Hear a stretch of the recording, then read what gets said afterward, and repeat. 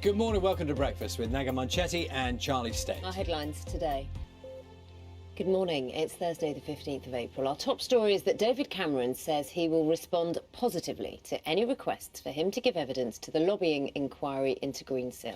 The former Prime Minister has faced criticism for contacting ministers in an attempt to win financial support for the firm before it collapsed.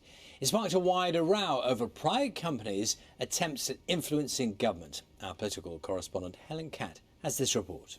Who shot dead a black motorist in Minnesota has been charged with second-degree manslaughter. Police say Kim Potter shot Dante Wright accidentally, having mistakenly drawn her gun instead of her taser. She resigned after his death. Barbara Plett-Usher has more. Instagram has apologised after a mistake with its algorithm promoted diet content to users with eating disorders. Well, the sunrise behind you there, Carol, looks absolutely beautiful. You know how to position your camera, people, don't you? We'll see more, Carol, a little bit later on. Time now is 11 minutes past 6. You may have heard about this. Hundreds of British gas engineers have lost their jobs because they refused to sign new contracts, which they say had worse terms and conditions. It's an example of something called fire and rehire. So Ben's got more on this for us now. Explain, Ben. Yeah, this is becoming more and more widespread, causing a lot of businesses, a lot of workers, a lot of problems. British Gas, just the latest to be called. This is by way of an early warning. We are speaking to the MasterChef winner this morning. So I'm just going to put it out there early doors. In case you haven't seen it yet, we will be speaking to the winner live a little later on this morning. And by way of contrast, I draw your attention to this story about... When you have a block of cheese, it always looks bigger when you... The cheese always looks more substantial when you grate it, right? Than if you slice it, yeah? So...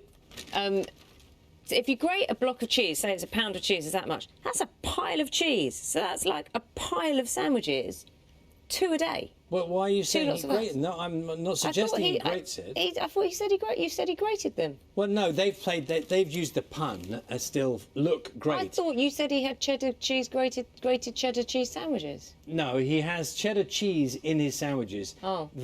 I don't think they've specified whether he grates it or not. My sense is probably that he doesn't grate the cheese, is what I'd say. But I don't think that's not quite the point. The point of the story is the quantity rather than the grating of the cheese. It's not though, is it? Are you with me? Though. Yeah, but it's not though, is it? I want to show you this very, very quickly, just because it's sweet.